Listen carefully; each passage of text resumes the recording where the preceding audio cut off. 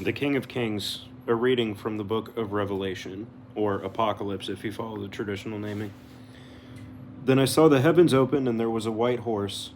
Its rider was called Faithful and True. He judges and wages war in righteousness. His eyes were like a fiery flame, and on his head were many diadems. He had a name inscribed that no one knows except himself. He wore a cloak that had been dipped in blood, and his name was called the Word of God. The armies of heaven followed him, mounted on white horses and wearing clean white linen. Out of his mouth came a sharp sword to strike the nations. He will rule them with an iron rod, and he himself will tread out in the winepress the wine of the fury and wrath of God the Almighty. He has a name written on his cloak and on his thigh, King of Kings and Lord of Lords. Then I saw an angel standing on the sun.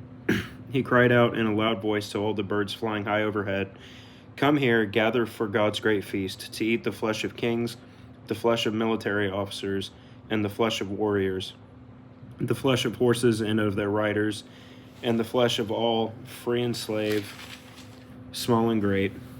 Then I saw the beast and the kings of the earth and their armies gathered to fight against the one riding the horse and against his army. The beast was caught, and with it the false prophet who had performed in its sight the signs by which he led astray those who had accepted the mark of the beast and those who had worshipped its image. The two were thrown alive into the fiery pool burning with sulfur. The rest were killed by the sword that came out of the mouth of the one riding the horse, and all the birds gorged themselves on their flesh. The word of the Lord. Thanks be to God.